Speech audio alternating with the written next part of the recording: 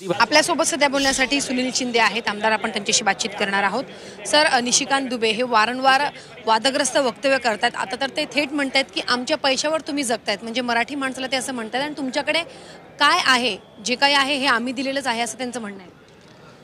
त्यांची जी लोक इथे आहेत त्यांना त्यांनी येऊन इथे विचारावं की कोण कोणाच्या पैशानं जगतंय, किंवा आज त्यांच्या तिकडच्या घराघरामध्ये इकडून जाणारा पैसा हा कुठे कमवला जातोय याच्याबद्दल त्यांनी त्यांच्या लोकांना विचारावं. अशा तऱ्हेने कोणीतरी बालिश विधानं करून स्वतःचं महत्त्व वाढवण्याचा प्रयत्न करू नये. या ठिकाणी एक मराठी अस्मितेच्या उद्देशाने एकत्र आलेली लोक इथे कुठेतरी लोकांमध्ये मतभिन्नता आणि मनभिन्नता करू नये.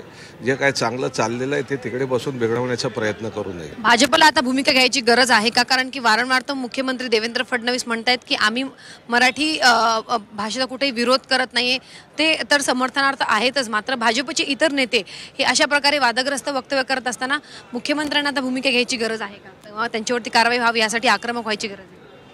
बघा, आता हे सगळं शेवटी ते त्यांचा पक्ष आणि त्यांच्या पक्षाची अधिकृत भूमिका याबद्दल अजूनही कुठे स्पष्टता झालेली नाही आहे.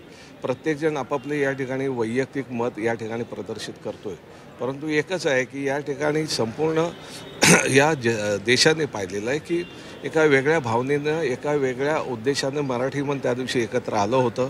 आणि हे मराठी मन एकत्र आल्यानंतर जर इतर कोणाला त्या संदर्भाने काही दुःख असेल किंवा असेल तर ते शेवटी त्यांच्याकडे राहावं.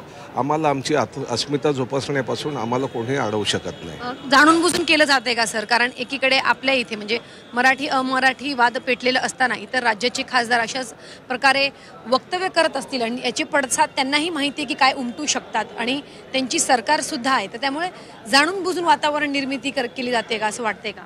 बघा, एखाद्या सुसंस्कृत राज्यामध्ये जे काही चांगलं चाललेलं आहे, बरोबर आहे, त्याच्यामध्ये कुठे या लोकांनी येऊन विष कालवू नये एवढीच माझी इच्छा आहे.